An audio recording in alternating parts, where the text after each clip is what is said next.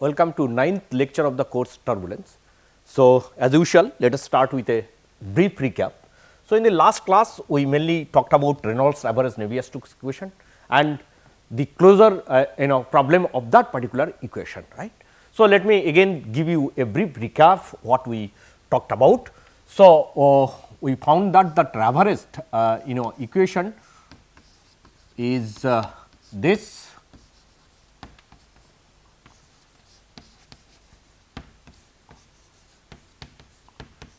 Sigma, capital sigma ij is the mean stress tensor and tau ij is the Reynolds stress tensor, okay, where your capital sigma ij, as you can remember, p delta ij plus twice mu capital S ij, capital S ij is equal to, as you can remember, that half into del capital ui del x j and del u j del x I, right. So, and of course, the tau I j is our Reynolds stress tensor, which is symmetric, and it is having 6 independent component in it, right. So, this is the that averaged momentum equation and the averaged continuity equation which we got, that is del u I del x I is equal to 0, right. So, here I is free index and j is repeated index or dummy index in the first equation, whereas here I is actually dummy index because it is repeating. Okay. So, therefore, summation is implied here. Okay. So, this is the this is considered to be Reynolds average Navier-Stokes equation. Unfortunately, this equation cannot be solved unless and until we provide the unless and until we find an equation for this. Okay. But we tried to find that equation and we found that equation for Reynolds stress tensor, and if you can remember that the equation for Reynolds stress tensor we found as this tau I j x k, right, equals to we found tau I k del j del x k plus minus tau j k del u I del x k, right, plus let us write the pressure term. So, pressure term u I del p del x j plus u j del p del x I. Okay. This is what it is, then plus twice mu del u I del x j del u j del x I, okay, del x I bar, then what else, pressure term, this term, as well as we have the triple correlation term rho del u I u j u k, okay, del x k plus we have nu into del 2 tau I j del x k del x k. Okay. So, this is what the equation for Reynolds stress tensor we found by taking the moment of the this equation, nothing, we just multiplied this equation by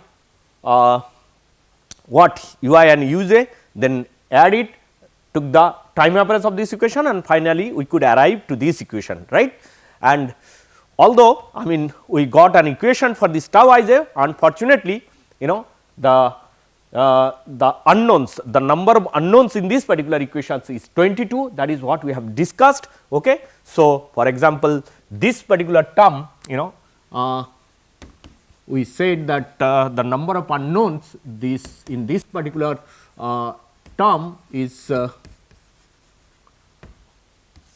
so number of unknown, so 6 unknown in this particular term, then we have twice mu del ui del xj del uj del xi bar, here also 6 unknown,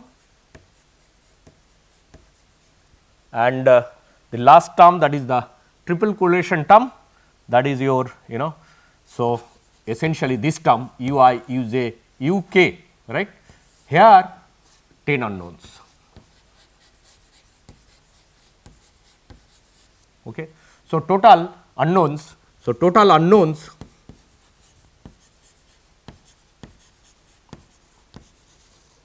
are 22. Okay. So, once again we cannot close this system because the number of unknowns are more than the number of available equations, right. So, the problem is as we said that the closure problem is actually whenever we are trying to close this system, suppose if we would like to close this particular system taking the higher and higher moments of this of this momentum equations, we will end up with more and more unknowns. So, we will not be able to close these systems. So, this particular aspect is known as closure problem of turbulence. Okay. So, closure problem of turbulence. Okay. What it is? That the number of unknowns are always higher than the number of available equations. Okay. So, that means we are unable to get a system of equations solving which we should be able to find out the average quantities. Okay. So, therefore, we have to do something to get the average quantities of turbulence, right. So, you see, if you can remember our pure shear flow case. In the case of pure shear flow, what we consider, in the case of pure shear flow, we have considered this is what is our velocity profile. If this is what is our velocity profile and this is your y and this is your u velocity profile, then our sigma, the shear stress, okay, in this particular case can be written as du dy. Okay. So, the first question came, then the first things comes in mind that you look at this particular equation, equation. So, that means if in some way we can write this particular quantity in terms of sort of eddy viscosity and the mean derivative. So, that means if we can write that tau x y as let us say mu t and du dy. Okay. What is mu t? Mu t is known as eddy viscosity. Okay. So, this is particular this particular expression following Boussinesq's eddy viscosity approximation. This is known as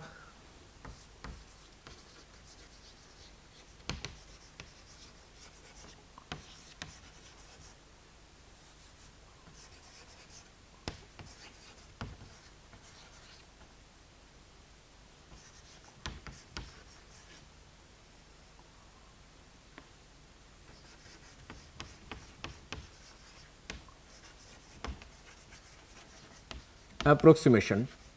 Okay. So, that means in the the way we write this particular stress sigma is equal to nu into du dy. In the same fashion, if we can express the turbulence stress tensor in this way, okay, and if we can provide this value for a particular turbulent flow, then we will be able to find out the average quantities. For example, we should be able to find out the mean velocity, mean pressure, okay, solving this Rayon's equation. Okay. So, that is what your Boussinesq eddy viscosity approximation. Okay. So, anyway, this particular aspect started with Prandtl. So, Prandtl first started doing modeling of turbulent flow. Why it is modeling? Because in some fashion we have to close, we have to provide the value of this, okay, or we have to close the system. Okay. If we can close the system, we should be able to find out the average properties by solving this set of equations. Okay. So, this is what is known as turbulence modeling. Okay. So, this is what we are going to talk about today, turbulence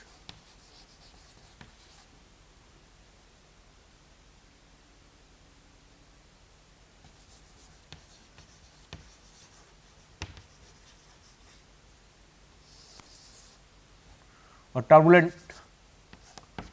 turbulent modeling. Okay. So, this turbulent modeling started with Prandtl, Professor Prandtl, okay, sometime in 1945 or so. So, so there are various turbulence models at present, you know, and mainly if we categorize those modeling, then there are mainly 4 types of turbulence modeling comes into picture. Okay. Let us write it down here. So, the first one is known as, you know, algebraic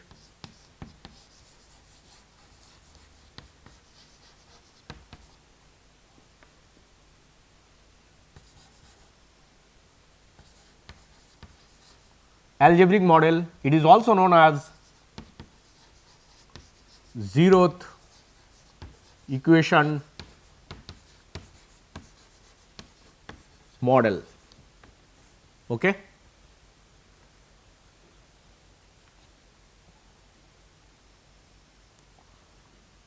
Then, so this algebraic model or zeroth model is basically related to this eddy viscosity approximation. Okay. So, second one is one equation model.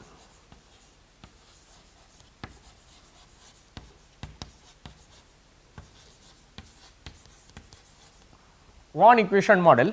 Okay. So, this one equation model. So, if you consider, you know, for example, if we consider this particular equation, for example, you look at this equation, suppose we provide, you know, the value of this in terms of mean velocity gradient. Okay. Then if we solve this system, what do we get? We get actually mean variables along with the Reynolds stresses, okay, but we do not get the turbulent kinetic energy. Okay. So, to get the turbulent kinetic energy, you know, you have to adopt some other turbulence modeling. Okay. So, that is one of such is one equation model. Okay. This is mainly based on model turbulent kinetic energy equation. Okay. So, this is mainly based on, you know, so here we solve another equation which is known as model turbulent kinetic energy equation. Okay.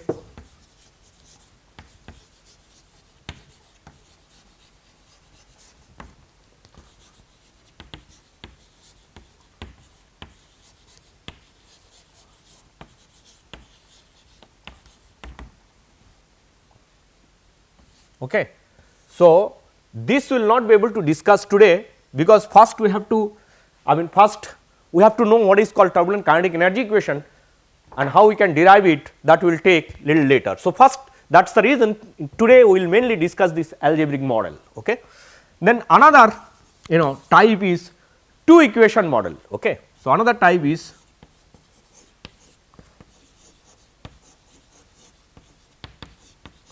two equation model. So, in this particular case we solve turbulent kinetic energy equation and another model equation for dissipation, okay, or fluctuating velocity.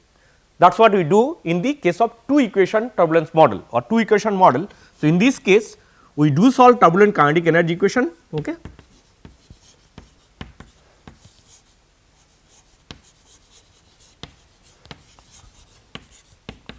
along with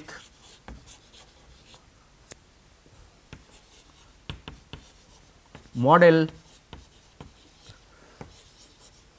equation of dissipation, that is epsilon. Okay. So, example of this kind of turbulence model, turbulent kinetic energy and or known as k epsilon or k omega fluctuating vorticity. Okay. So, these are the some of these example of two equation models. Okay. So, this particular two equation model is frequently used, okay, even today, okay, frequently used for these various flows, various turbulent flows, okay, and k epsilon model is pretty famous also, okay, and various variation of k epsilon model have also come. Okay. So, anyway, if time permits, we will also discuss those things later on in this particular course. So, for the time being, we will just refrain from these particular discussions. Okay. So, first we will discuss the turbulent flow physics, later on if time permits we will discuss this particular aspect as well. Okay. So, next one is second order closure model. Okay. So,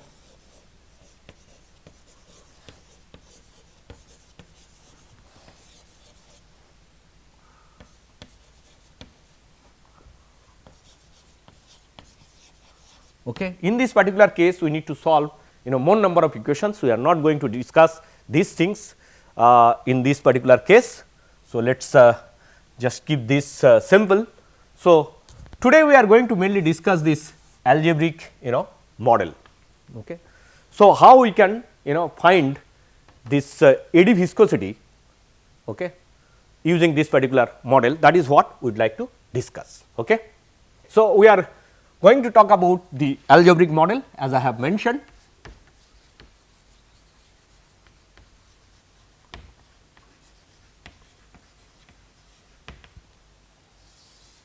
Right. So, to discuss that, let us consider a once again a pure shear flow, okay, the way we have considered earlier, okay, of gaseous flow for simplicity. Okay.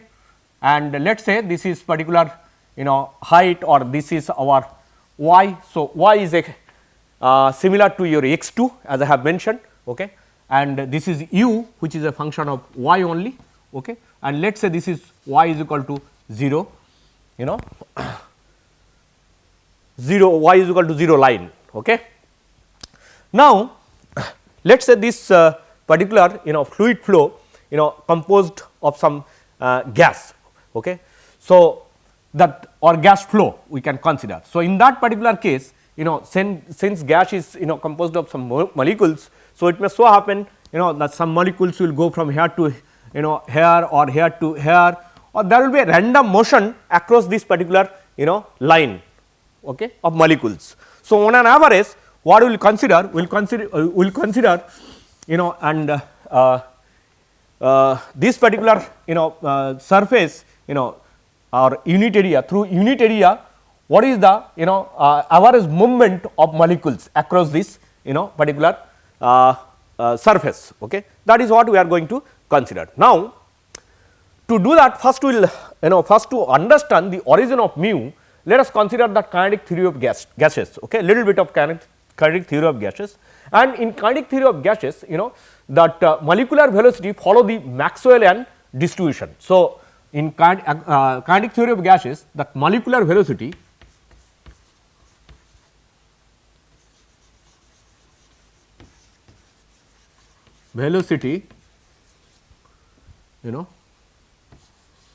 follow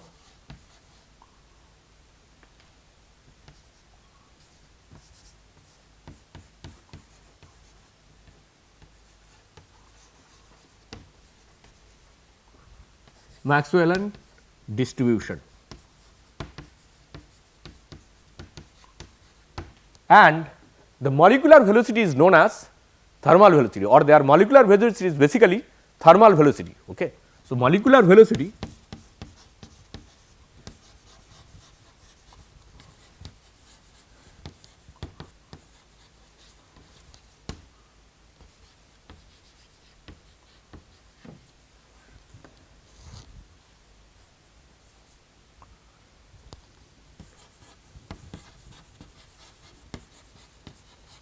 thermal velocity. Okay. And let us designate as small v suffix th, v thermal. Okay. So, a molecule randomly moves within this flow with molecular velocity v thermal. Okay. So, this v thermal actually it is 4/3 of the sound's velocity approximately. Okay. So, now, this v thermal, the molecules are moving randomly. Okay. So, it can move from here to this side, or it can move this side, or another molecule can come this side, and so on. Okay. So, first we are interested what is the average number of molecules which are crossing this particular surface and going above. Okay. So, if in one unit volume the total number of molecules are n, then n by 2 molecules will on an average cross this particular surface, go above, and n by 2 number of molecules will cross this surface and come down. While they are as you can remember, in the last class we have discussed, when a particular molecule will cross this particular surface and go in this side, then it will bring the momentum deficit, and if a molecule from this side and comes down in this direction or cross this particular particular surface, then it will transport molecule, it will transport that momentum excess. Okay. That is what we have talked about in the last class as well, keep it in mind. Okay.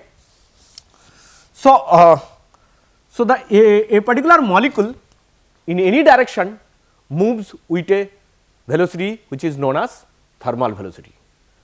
Then if we would like to find out what is the velocity of a molecule perpendicular to this particular surface or vertical to this or in the vertical direction, okay, that is what is our question. We will see how we can calculate that vertical velocity. Okay. That is our one point. Another point, since these molecules are randomly moving within this flowing fluid,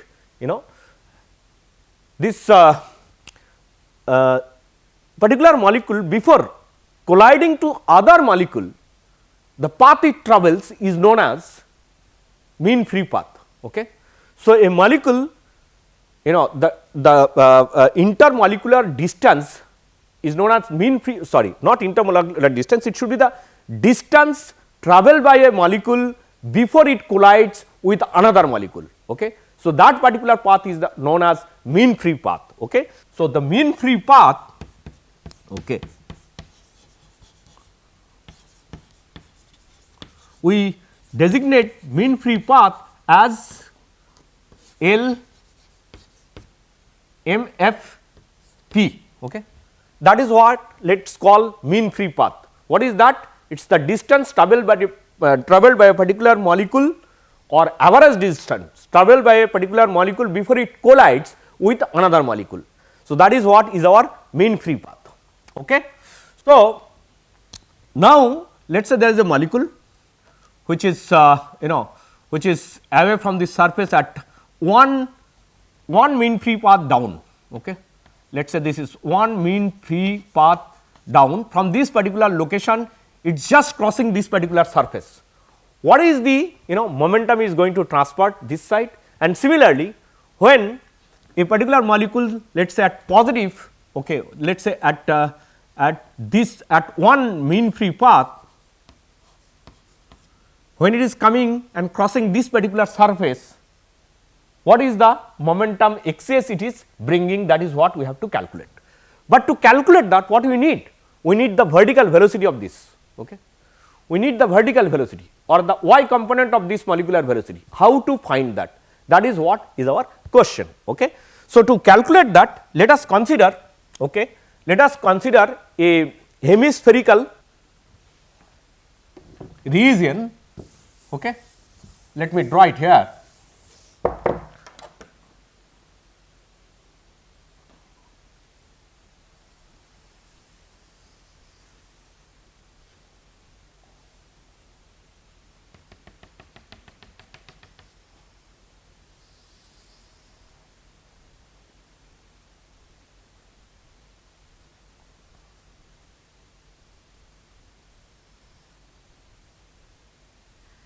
this is the vertical, okay. This is the hemisphere, and let us say this is our phi, okay.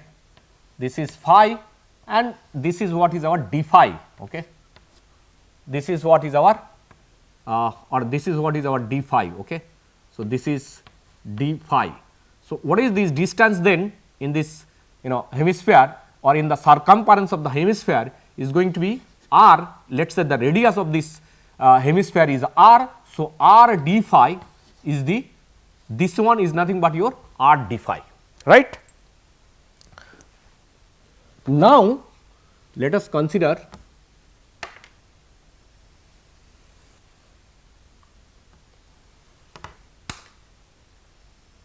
a small element, okay, a small element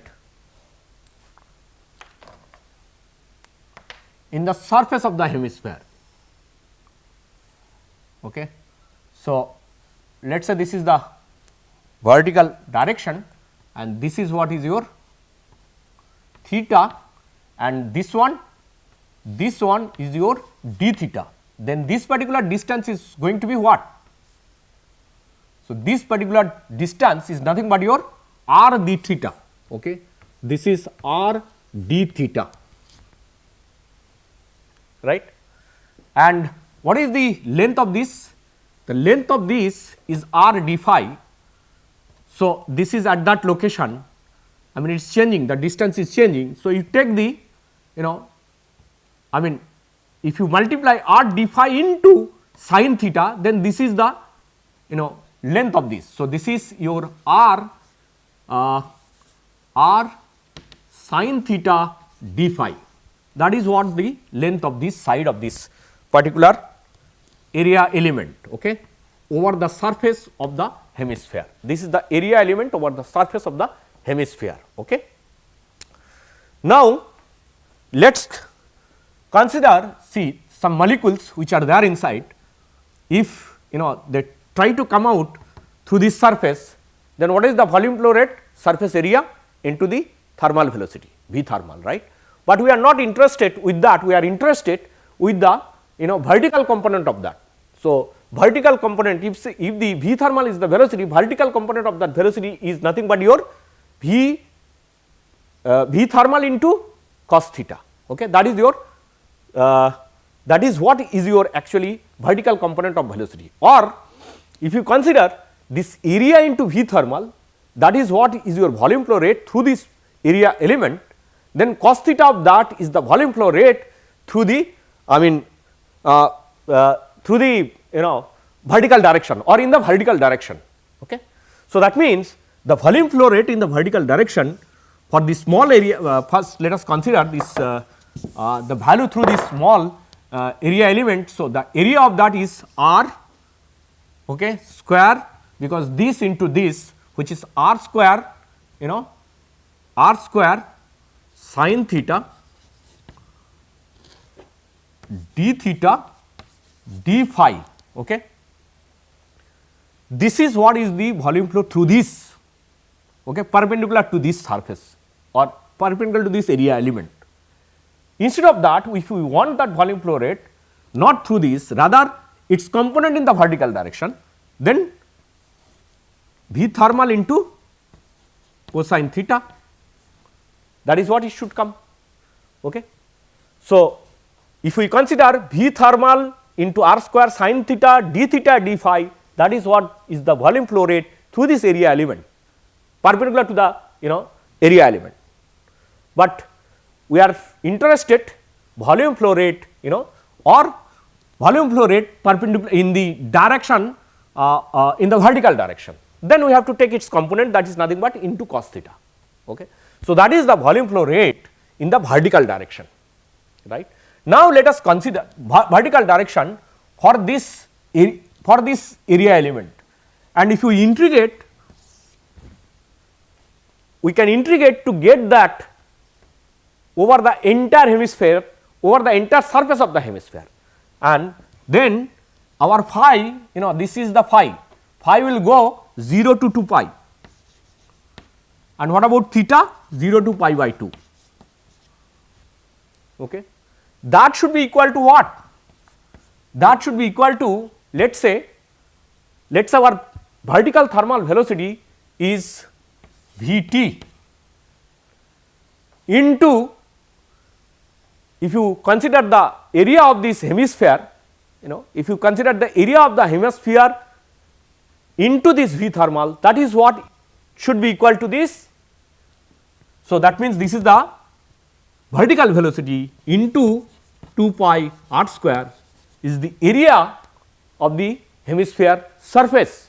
Okay. It is something like that, if you make the hemisphere using a paper and just cut it open, make the surface, through the surface the velocity, if you consider to be perpendicular, that velocity is V t into this surface equal to this quantity. So, from this, if we calculate V thermal, which is V t or that vertical velocity, not V thermal, if you calculate the vertical velocity V t, that is nothing but 1 by 2 pi r square 0 to 2 pi 0 to pi by 2 r square sin 2 theta by 2, because cos theta sin theta into 2 sin theta divided by 2 d theta d phi. Okay. So, this is what we can get. So, from that we can calculate this, the vertical velocity in terms of, sorry, one more component should be there, V thermal here, in terms of this V thermal, okay, which is 4/3 of the sound speed as I have mentioned. Okay. So, then the vertical velocity, if we can calculate, we should be able to calculate the momentum flux across this vertical, across this y is equal to 0 line. That is what is our intention. Okay. All right. So, let us see, let us evaluate this integral and what we get. So, our equation is V t equals to 1 by, see, r square will cancel out. So, we are left with 1 by 2 pi 0 to 2 pi 0 to pi by 2. Why 0 to pi by 2? Because theta from 0 to 90, that is why pi by 2, okay, into V thermal sin 2 theta d theta d phi. Okay. So, there should be a 4 here, because if that by 2 sin 2 theta by 2, if we take it here. Okay. Now, what we can write, 1 by 4 pi 0 to 2 pi 0 to pi, V thermal is a constant. So, we can take it out and you see sin 2 theta is equal to theta 1 and this one d theta 1 by 2 d phi. Why this is coming? Because if we consider theta 1 is equal to 2 theta, then d theta 1 is equal to 2 into d theta, right, or d theta is equal to d theta 1 by 2. Okay. That means, if this is the case, theta varies from 0 to pi by 2, that means theta 1 will vary from 0 to pi, that is why this pi here. Okay. So, essentially this is going to be your V thermal by 8 pi, right, and if you 0 to 2 pi, if you evaluate this integral, then this is going to be minus theta 1 0 to pi d phi, right. If this is the case, then phi cos pi minus 1 minus 1 minus 1 1 minus cos 0. So, minus 1 and minus 1. So, it is going to be minus 2 into minus 1, that is going to be 2 actually. So, that means V thermal by 8 pi, right, this equals to 0 to 2 pi, this is going to be what, 2. Okay. If we evaluate this, this is going to be 2 d phi, right. So, 2 d phi equals to, that means V thermal divided by 4 pi. Okay. V thermal is equal to 4 pi, and once again if you calculate integral. So, that means V 0 to 2 pi, let me write another line, d phi, this equals to V thermal divided by 4 pi into 2 pi. So, V thermal divided by 4 pi into 2 pi, which is nothing but your V thermal divided by 2. Okay. So, what it gives? It gives us, so it says the vertical velocity, we need to look at here. So, the vertical velocity with which a molecule is going above or coming down is essentially, so vertical velocity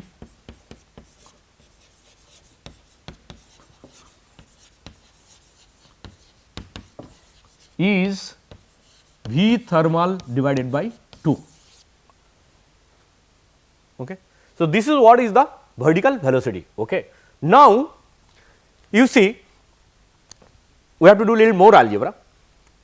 So, let us first consider when a molecule will come, when a molecule which is at one mean free path away from this datum and it is just moving in this direction, it is actually transporting the momentum deficit at this location, right. So, what is that amount of momentum deficit?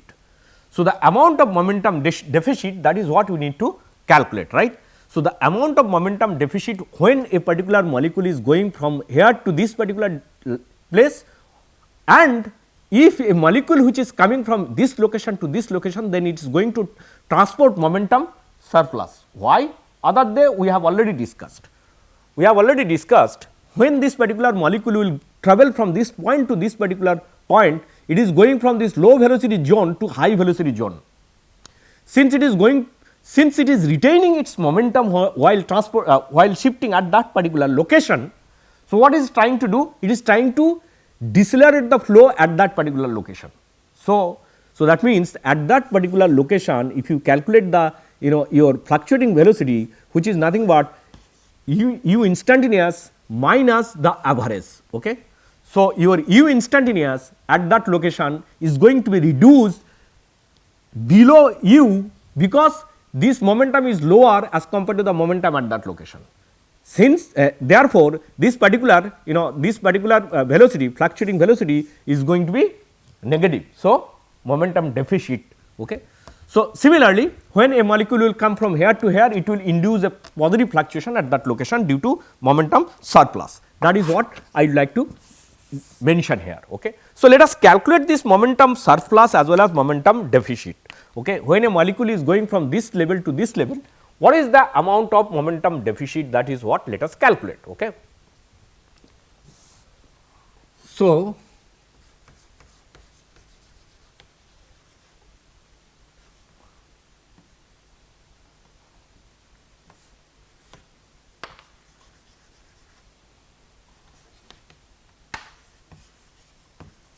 momentum deficit.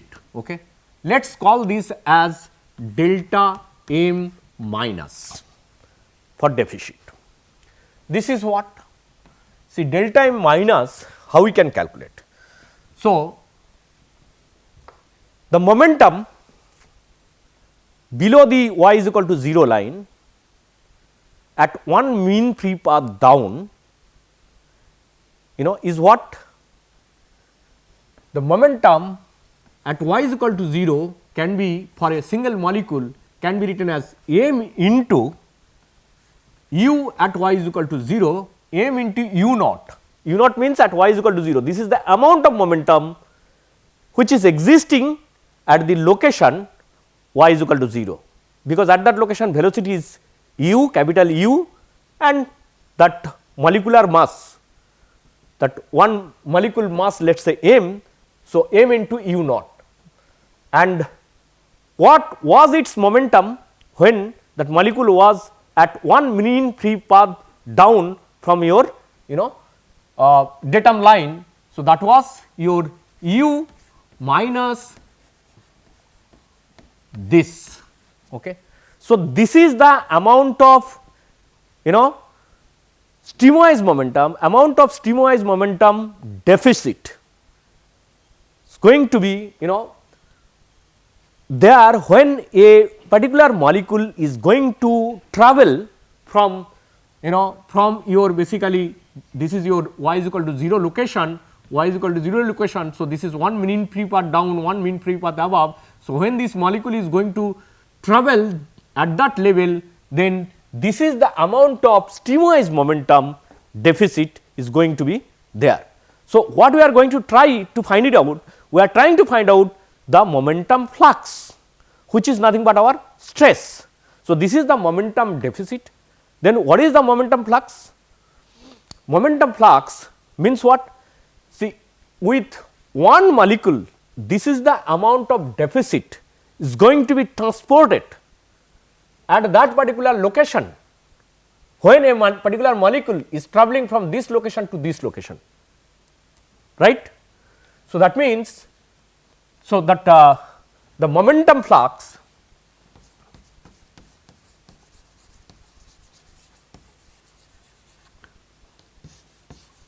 other day we have already discussed equals to what?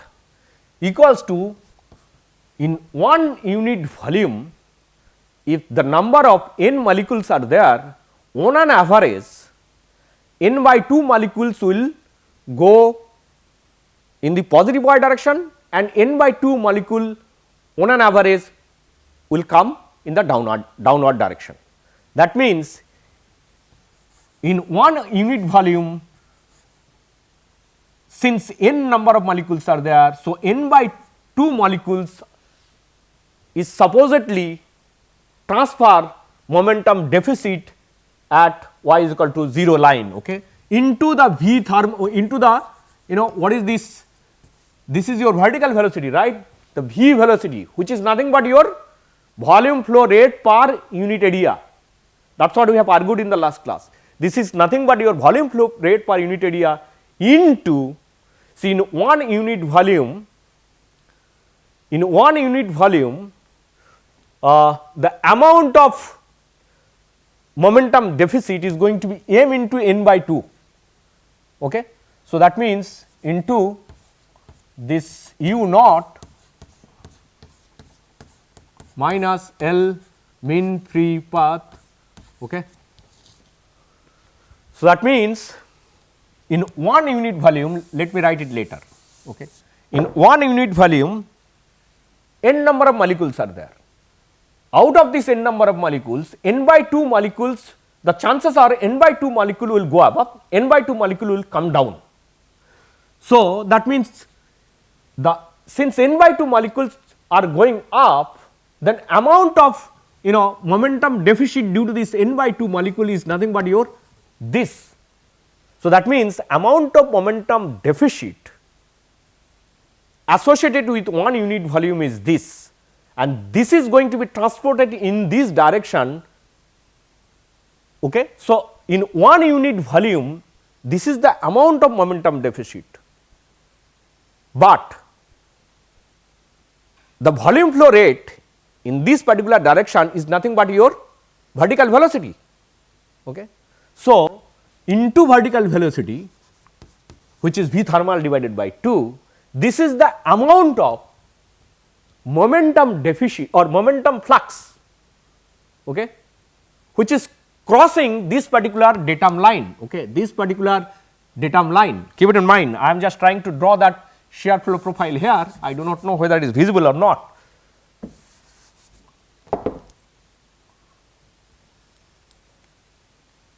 So, what I am trying to say, this is our datum line, y is equal to 0 line. Okay. This is one particle when it is going from here, or one molecule when it is going from here to here, this is the amount of momentum flux across, across one unit area. Okay. Similarly, what is the momentum surplus when the half of the molecule in one unit volume is going to come down, then you are going to get momentum surplus. Okay. So, in that particular case, okay, so this is momentum flux which is going above, okay, and momentum surplus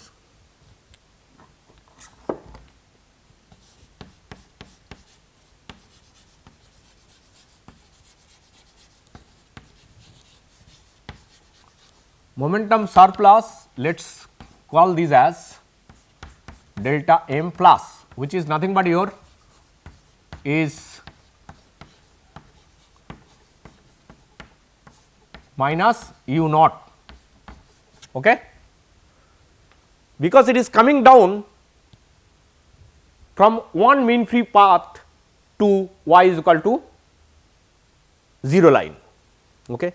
So, this is the momentum surplus. So, for this particular case momentum flux, okay, so the momentum flux which is going above and momentum flux which is coming down is going to be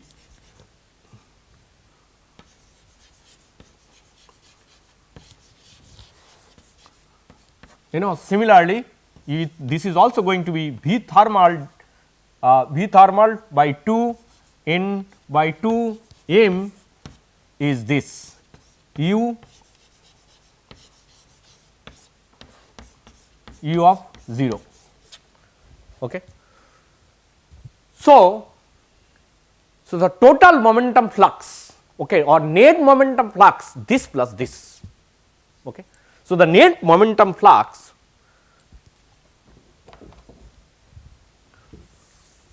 across unit area, okay, is basically summation of this momentum flux written there. Okay. So, net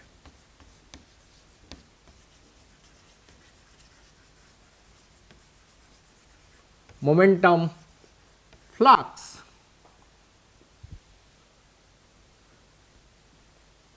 let me write here is equal to V thermal divided by 2 m n by 2, this is your u naught minus u of minus mean free path, okay, plus V thermal by 2 m n by 2 u L m minus u naught. Okay. So, this is net momentum flux which can be written as you see n into m is what? N is the number of molecules in one unit volume, per molecule mass is m. So, what is the mass in one unit volume? N into m, and what is that called? That is density. So, we can replace this with density, and this is going to be then your you see V thermal by 2 rho by 2, okay, and you see this u naught minus this. So, what is that? You can use the Taylor series to expand this particular quantity. Okay. You know the value of u at y is equal to 0, you would like to find out the value of u little bit away from y is equal to 0, that means you have to apply the Taylor series. So, how far it is? At one mean free path away you would like to find out the velocity, right. So, how we can do that? Using Taylor series. So, if you consider the first, so let me write the Taylor series here. If you write the Taylor series, you see this u naught minus we would like to find out this, right, minus L m. Okay. So, this u naught you keep as it is, and this can be written as u naught minus L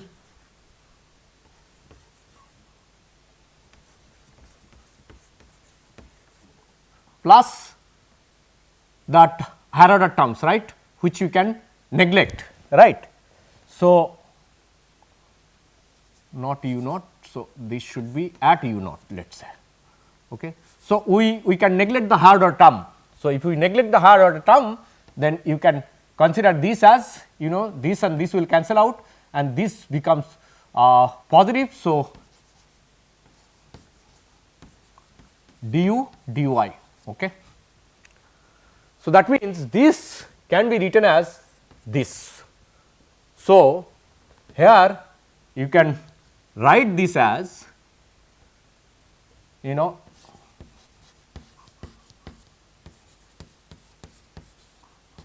similarly, if you go ahead with the Taylor series expansion for this first, you know, quantity here, then the same thing can be found. So, this, that means into 2 it will come. So, that is equals to your, see 2 will cancel out. So, V thermal, so essentially half into rho into V thermal, okay, into your mean free path du dy. Okay. So, this is what is your net momentum flux per unit area, okay, due to this molecular movement, and due to that only we get the shear stress. That means, this particular quantity is nothing but, so this particular quantity is nothing but our, so this particular quantity can be equated to, let me write here itself. So, this particular quantity can be equated to this, okay. This is what? Stress, momentum flux means stress, that is what we have discussed or talked about in the last class, okay. So, this stress is essentially your shear stress, which is due to your momentum exchange or momentum transfer due to this molecular movement. So, this equals to your this rho V thermal, okay, dy. Okay. So, that means your mu is equal to, so this is what it gives. So, your mu is equal to what it gives, hence your mu is equal to can be written as half rho V thermal to mean free path. Okay. This is what it is. Okay. So, your basically mu, the dynamic viscosity can be related with this expression, and the precise value is instead of 0.5 it is 0.499. Okay. So, anyway, so this is what the molecular viscosity, that mu is coming from this thermal velocity of the molecule and the mean free path. Okay. So, if the question is whether we can write the turbulent stress in this similar fashion, that is the question. Okay. Before we come to that particular point, while deriving or while arriving at that particular relation, two implicit consideration we have already done without informing you. Okay. So, what was that? The first consideration what we consider. So, the two implicit assumption were into this derivation. So, the first one is we assume in the Taylor series expansion that our that first order term, that is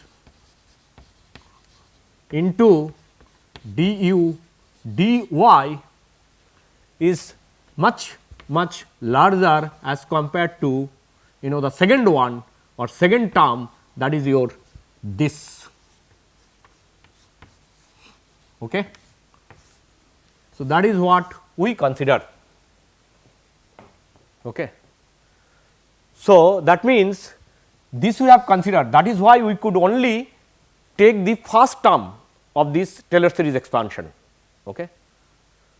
So, we neglecting all other higher order terms, considering this particular assumption. Okay. So, this what it says, you see if this is the case, then you see that your mean free path from this equation can be written as much smaller than your this. So, this sorry, it should be double derivative here, right. The second term should be involved with the double derivative, okay, in Taylor series. So, that means it should be this divided by dy dy 2. Okay. So, it says that mean free path must be less than this ratio. What is this ratio? That is what once again we have to talk about. So, this ratio is nothing but your actually the length scale, mean flow length scale. How? We have considered, let us say, a shear flow, right. So, let us say this is what is our shear flow, consider it is a boundary layer flow, okay, for simplicity. Then this is what is your boundary layer thickness, let us say this is delta. Okay.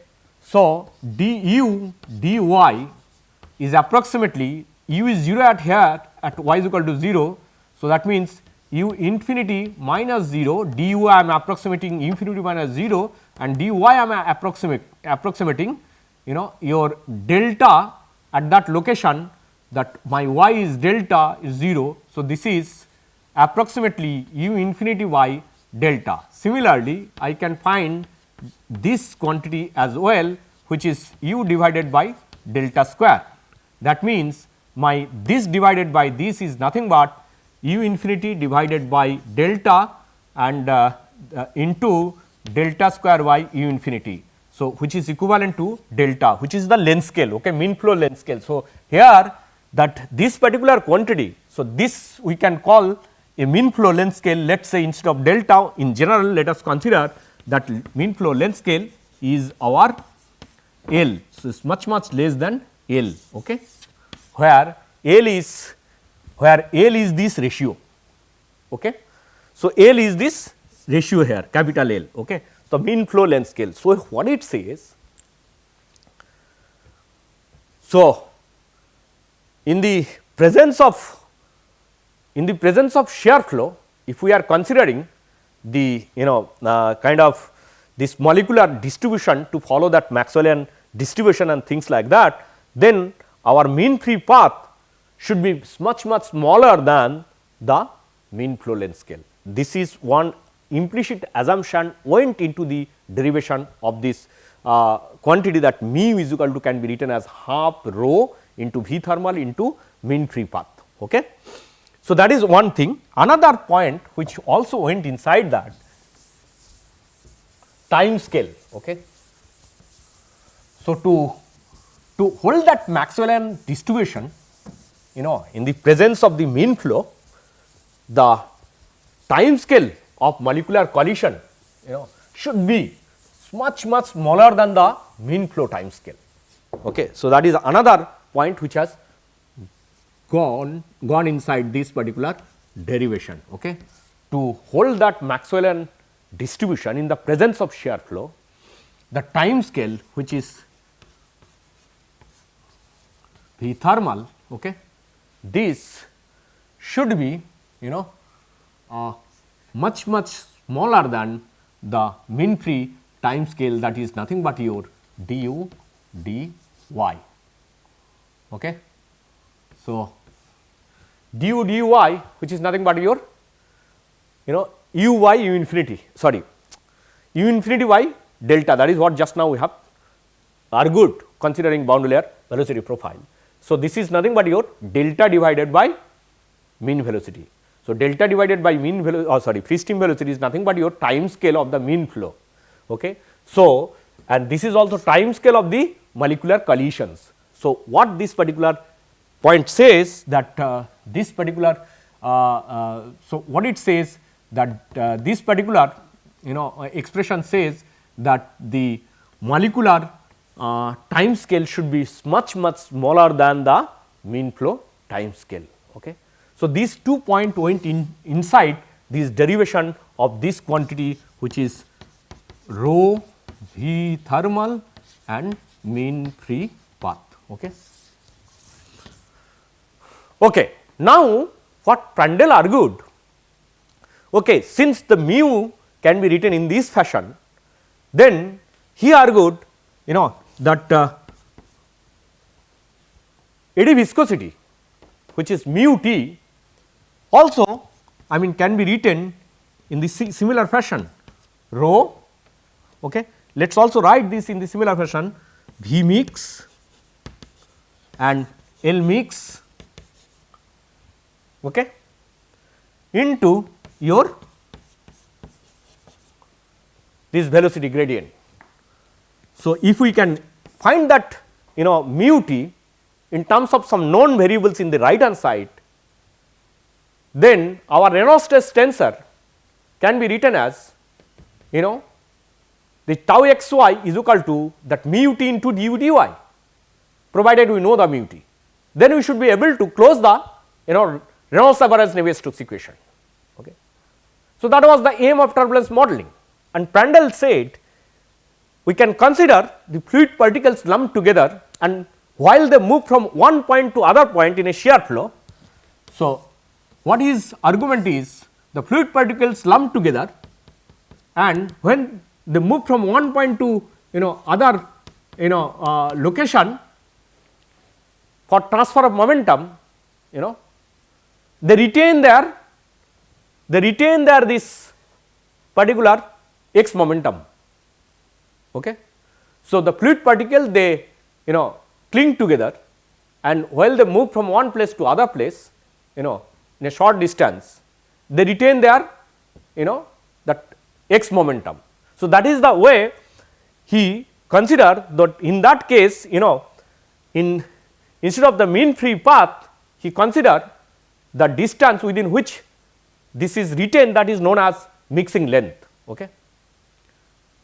So, that is what is mixing length, and the velocity with which it travel, let us say it is V mix. Okay. However, he postulated that V mix can be written as constant into L mix into your this. Okay. That is what he postulated.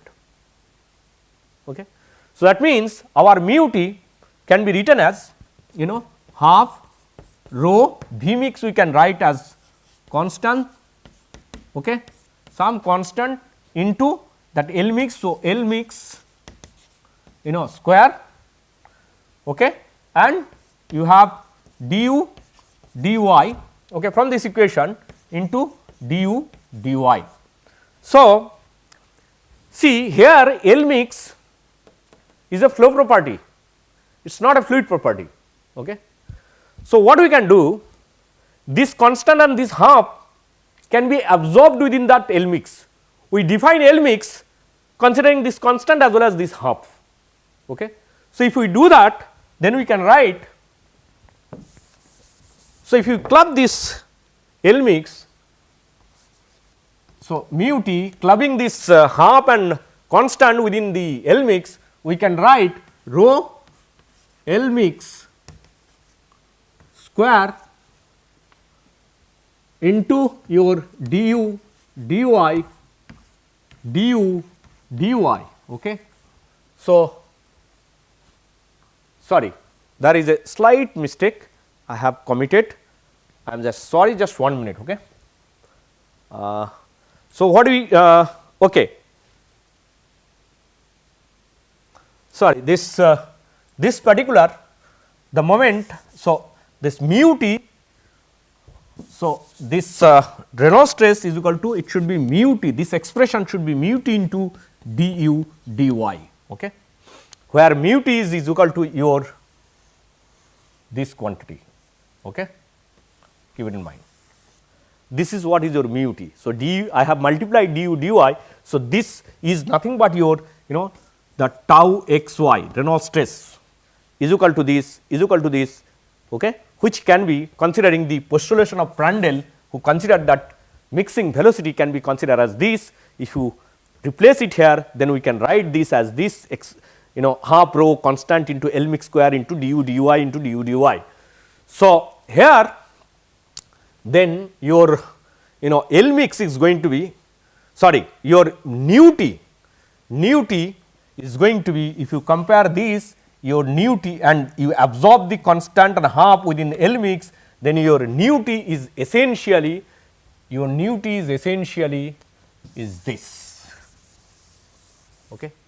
This is what is your nu t. That means, you see here that if we know this L mix in terms of some flow length scale, we should be able to calculate the average properties, that is mean flow, as well as Reynolds shear stress from this particular expression. Okay. So, L mix is found to be proportional to the distance, okay, or proportional to some mean flow length scale. For example, if you consider the shear free shear flows, jet, wake, mixing layer, and if you consider their width, which is delta. So, if you consider the free shear flows, okay, this is your free shear flow, let us say wake, and this is your wake profile is something like this, somewhere downstream, and this is what is your delta. So, this L mix is found to be proportional to this length scale delta. Okay. That means, L mix we can provide in terms of delta. Similarly, in the case of turbulent boundary layer, something called overlap layer. In the overlap layer, this L mix is proportional to k into y, k is some constant 0.41 into y is the distance from the wall. So, that means, L mix can be provided in terms of flow properties or mean flow quantities, using which you can calculate the Reynolds this mu t, which is your eddy viscosity. Okay. So, mu t it is nothing but your eddy viscosity.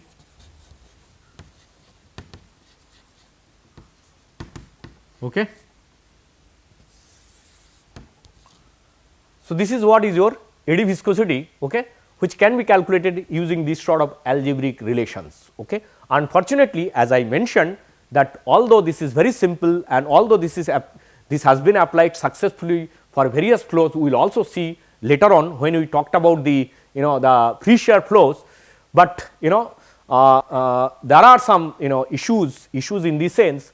There are some drawback. What are that?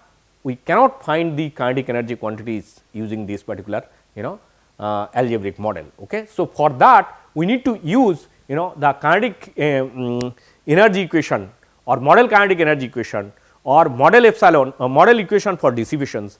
Then we can use some other models, for example, one equation model, two equation model, or even the second order closure models, okay, for better approximation, okay, or for calculation of epsilon as well as turbulent kinetic energy. Okay. So, that unless and until I introduce you with this kinetic energy equation of turbulence, you will not be able to understand at this point of time. So, what we will do, we will just at this point we will stop our discussion on this Reynolds stress modeling. I hope you got an idea what is modeling is. Okay. So, if we know this mu t, then that we can calculate our mean quantities, for example, velocity and pressure from our Rans equation. Rans is Reynolds average Navier-Stokes equation. Okay. So, that is the point. So, that is what of the turbulence modeling, the simplest one is the algebraic one, which we have discussed, and we will see as time progresses, if we and time permits, then we will also consider one equation model, two equation model and closure models. Okay. Let us see how far we can go, but before that we need to talk about turbulent flow physics considering kinetic energy equation and your mean flow energy equations. All right. So, that is what we are going to talk about in the next classes. Okay. Thank you.